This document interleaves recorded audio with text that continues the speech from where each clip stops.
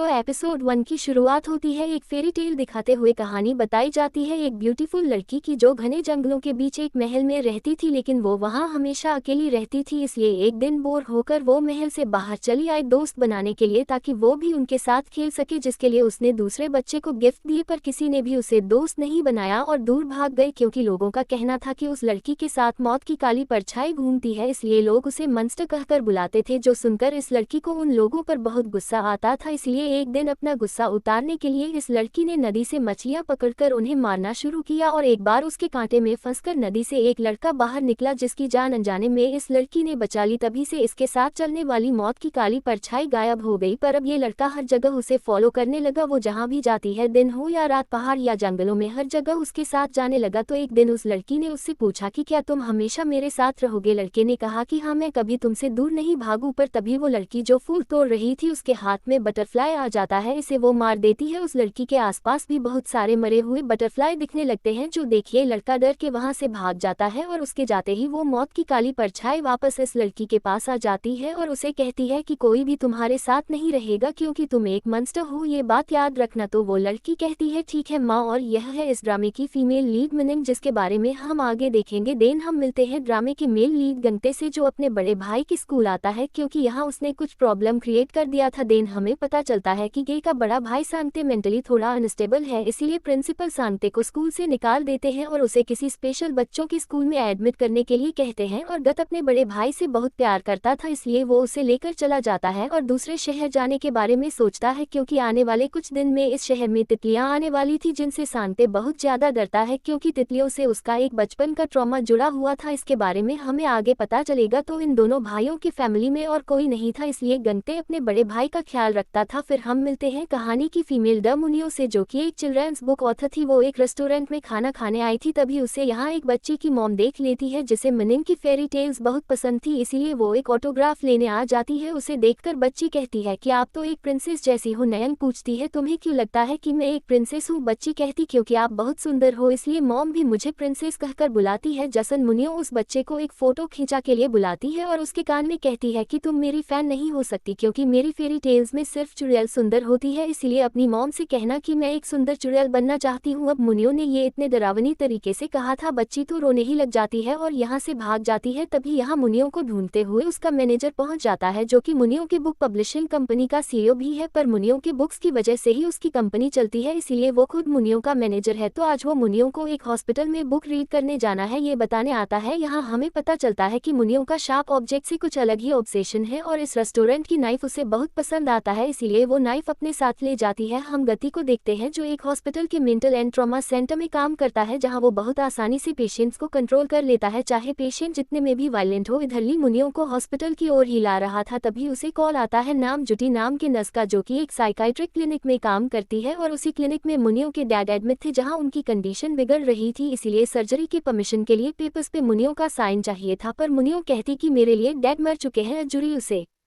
बार बार कह रही थी, तो मुनियो कहती कि अगर तुम्हें इतनी ही चिंता है तो मेरे यहाँ आकर मुझसे साइन करवा लेना। अब मुनियो के डैड उस हॉस्पिटल के सबसे पुराने पेशेंट थे, लेकिन मुनियो एक बार भी उनसे मिलने नहीं आई थी, तो वो उन्हें बताने आती कि शायद आपकी बेटी कंसेंट फॉर्म पे साइन करने नहीं आएगी। अब उनकी बेटी के बारे में सुनते ही मिस्टर को तो पैनिक करने लग जाते हैं और डरते हुए कहते हैं कि नहीं, सब मारे जाएंगे, अगर वो आई तो सब मारे जाएंगे। उनकी बातें सुन जुड़ तो थोड़ा घबरा जाती है। इधर हमें पता चलता है कि सांते भी मुनियो का बहुत बड़ा फैन था, वो दिन भर उसकी किताबों में ड्राइंग करता रहता था। गंते उसकी हालचाल जानने के लिए कॉल करता है। बातों ही बातें में वो सांते को बता देता है कि आज मुनिया उनके हॉस्पिटल आने वाली है चिल्ड्रंस वर्ड के बच्चों को कहानी सुनाने। ये सुनते ही सांते तो हॉस्पिटल जाने के लिए तैयार होने लगता है, क्योंकि वो एक बार मुनियो से मिलकर उसका ऑटोग्राफ लेना चाहता था। तो गंते उसे समझाता है कि तुम नहीं आ सकते, क्योंकि ये प्रोग्राम सिर्फ चिल्ड्रंस वर्ड के बच्चों के लिए था, और उसे प्रॉमिस करता है कि मैं तुम्हारे लिए मिनिंग का ऑटोग्राफ ले आऊंगा। इस पे सांते मान जाता है। इधर बुक रीडिंग इवेंट शुरू होने का टाइम हो गया था, लेकिन मुनियो अभी तक ऑडिटोरियम में नहीं आई थी, इसलिए मैनेजर ली परेशान हो रहा था। मुनियो तो इधर वॉकिंग एरिया में सिगरेट पी रही थी, जिसे गांते देखता है तो उसे सिगरेट पीने से मना करता है, क्योंकि यहाँ स्मोक करना मना था। मुनियो जो फूल तोड़ने में बिजी थी वो उठ जाती है और गंते को थोड़ी देर देखते ही रह जाती है। फिर उससे पूछती है कि क्या तुम नी में मानते हो? गंते कहता है क्या कहा? मुनियो कहती है तुम्हें सुनाई तो दिया ही होगा मैंने क्या कहा। फिर अपने सिगरेट को उसके कॉफी के कप में फेंक कर कहती है जब तुम्हें किसी की जरूरत है और वो तुम्हारे तुम्हारे सामने आ जाए उसी को डेस्टिनी कहते हैं, ये बोलकर अंदर चली जाती है। फिर मुनियों का बुक रीडिंग इवेंट शुरू होता है, लेकिन इधर एक मेंटली अनस्टेबल आदमी अपने रूम से बाहर आ जाता है और हॉस्पिटल में अपनी बेटी को ढूंढने लगता है। इसने यहाँ एडमिट होने से पहले मारने की कोशिश की थी, इसीलिए यहाँ इसे बांध कर रखा गया था, पर अब वो अपने रूम से निकल गया था और फिर से अपनी बेटी को मारने के लिए ढूंढ रहा था। क्योंकि उसकी बेटी भी यही एडमिट थी, तो उसकी बेटी भी ऑडिटोरियम में मुनियों की कहानी सुन रही थी। तो सारे स्टाफ उस आदमी को ढूंढने लग जाते हैं। सीसीटीवी में उस आदमी को ऑडिटोरियम में घुसते हुए देखा जाता है, तो कुछ सिक्योरिटी स्टाफ ऑडिटोरियम में आ जाते हैं और बुक रीडिंग इवेंट को बीच में ही रोककर सारे पेरेंट्स से अपने बच्चों को वर्ड में ले जाने के लिए कहते हैं। मुनियों को तो ये देखकर बहुत गुस्सा आता है। तभी वो आदमी अपनी बेटी को देख लेता है, तो वो उसे उठाकर पास के रूम में ले जाता है, लेकिन उसे जाते हुए मनिंग ने देख लिया था, इसीलिए वो भी उस रूम में चली आती है। इससे पहले वो इंसान अपनी बेटी को कुछ करता, मनिंग उसके सर पे अपने बैग से मारती है, जिससे उसके बैग में से वो चाकू निकल जाता है, जिसे ये आदमी उठाने जाता है, पर मुनियों उसे दूर फेंक देती है। तो ये आदमी मुनियों को नीचे गिराकर उसका गला दबाकर उसे मारने लगता है, जिससे मुनियों का ट्रॉमा ट्रिगर हो जाता है, क्योंकि एक बार बचपन में उसके डैड ने इसी तरह गला दबाकर मुनियों को मारने की कोशिश की थी। ये देखकर वो बच्ची डर के मारे बाहर भाग जाती है, जहां वो गत से टकराती है। तो गत आकर मुनियों को इस आदमी से बचाता है और उसे शांत कराकर उसके हाथ बांधने लगता है, पर मुनियों को बहुत ज्यादा गुस्सा आ जाता है, इसलिए वो चाह को उठाकर इस आदमी पर अटैक करने आती है, लेकिन गत उसके वार को अपने हाथ से रोक लेता है, जिससे गत के हाथ से खून निकलने लगता है। मुनियों कहती इस मैटर से दूर रहो, तुम्हारे लिए ही अच्छा होगा। गंते कहता ये एक पेशेंट है। मुनियों कहती है नहीं, ये एक जंगली जानवर है। ये सुनकर ये आदमी मुनियों को साइको बोलकर बाहर भाग जा है। सिक्योरिटी उसे पकड़ के ले जाती है। गंते मुनियों के हाथ से चाकू छीन लेता है और एक रुमाल से उसे कवर करने लगता है। मुनियों कहती ये चोट तुम्हें लगी है या फिर इस चाकू को? गंते उसकी बात नहीं सुन रहा था। मुनियों कहती है मैं बस उसे एक छोटा सा कट देना चाहती थी, पर तुमने ओवर रिएक्ट किया और अपने आप को चोट पहुंचा लिया। ये बोलकर उसे रुमाल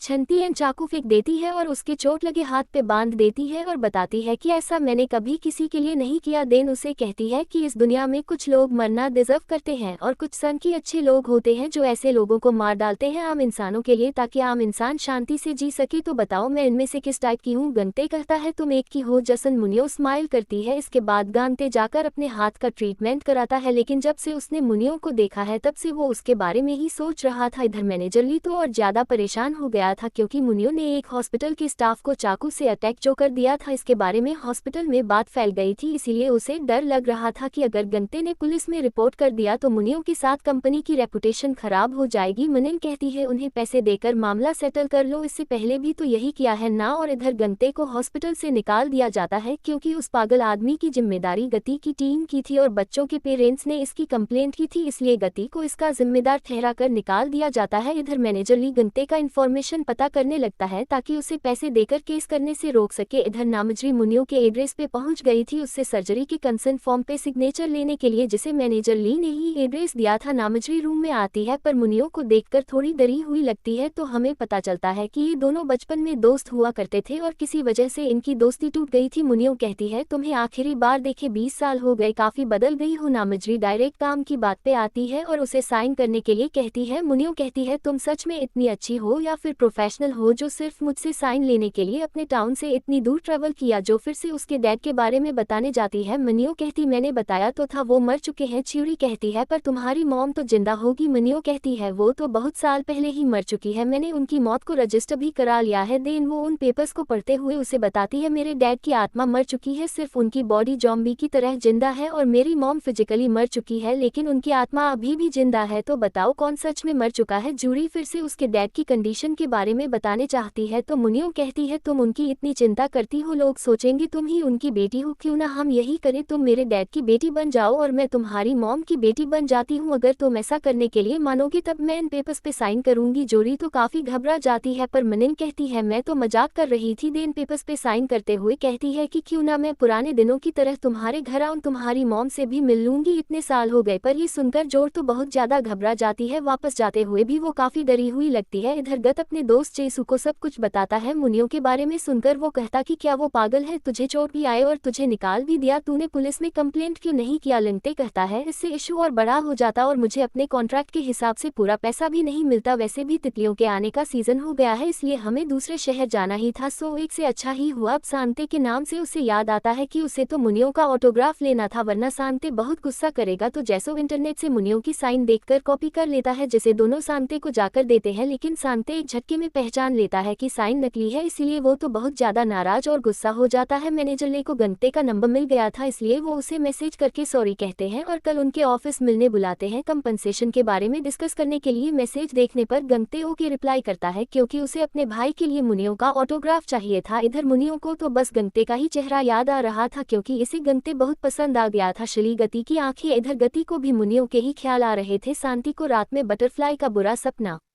आता है, इसमें वह बहुत सारे बटरफ्लाई से बचकर भाग रहा था जिससे उसकी नींद खुल जाती है। वो बहुत ज्यादा डर के मारे अपने आप को टेंट में बंद करके बहुत ज्यादा घबरा कर चिल्लाने लग जाता है कि वो तितलियां मुझे मारने आ रही है, वो मुझे मार डालेंगे। तो गंते उसे शांत कराने की कोशिश करता है लेकिन वो जानता है कि वो शांति का डर नहीं भगा सकता, इसलिए वो बहुत ज्यादा दुखी होता है। अगले दिन गतली की कंपनी में पहुंच जाता है लेकिन वो अभी तक आया नहीं था, इसीलिए उसे वेट करने के लिए कहा जाता है। तो वो वेटिंग रूम में जाता है जहाँ उसे मुनियो की किताब मिलती है, तो वो उन्हें देखने लगता है। और आज अचानक मनिंग भी कंपनी पहुंच जाती है, जिसके आने के बारे में सुनते ही सब लोग साफ सफाई करने लग जाते हैं और स्पेशली सारे शार्प ऑब्जेक्ट्स को छुपा देते हैं। तो वो अपनी असिस्टेंट से मैनेजर ली के बारे में पूछने ही जा रही थी, तभी उसकी नजर पड़ती है गति पर जो उसे देखते ही रह जाती है। तो वो उसके पास आती है, कहती कि क्या व्यू है, तुम इन कपड़ों में डैशिंग लग रहे हो पर तुम भी दूसरों की तरह ही निकले। मैनेजर ली ने कितने पैसे ऑफर किए? गंते कहता है कि अगर पोलाइट बात नहीं कर सकती तो साफ साफ कहा करो। मुनियो कहती है मैंने तुम्हें चाकू मारा था, इस बारे में तुम्हारा मुंह बंद रखने के लिए मैनेजर ली ने तुम्हें कितने पैसे ऑफर किए? गंते कहता है लगता है तुमने ऐसा बहुतों के साथ किया है पर मुझे पैसे नहीं चाहिए। मुनियो पूछती है फिर क्यों आए हो? गंते कहता है तुमसे मिलने, क्योंकि मैं तुम्हें दोबारा देखना चाहता था, तुम्हारी आंखें मुझे किसी की याद दिलाती है। मुनियो पूछती है मेरी आंखें तुम्हें किसकी याद दिलाती है? गंते कहता है एक हार्टलेस लड़की की, जिससे हमें एक छोटा सा फ्लैशबैक दिखाया जाता है जिससे हमें पता चलता है कि स्टार्टिंग में जो फेरी टेल की कहानी दिखाई गई थी वो इन दोनों की ही बचपन की कहानी थी। मुनिंग ने गति को डूबने से बचाया था, इनकी कहानी कैसे आपस में जुड़ी हुई है ये हमें आगे के एपिसोड्स में पता चलेगा। मुनिंग पूछती है क्या तुम उस लड़की से डरते थे? गंते कहता है नहीं, मैं उसे पसंद करता था। ये सुन मुनिंग भी शॉक्ड होती है और इसी के साथ एपिसोड 1 का एंड यहीं पर होता है। तो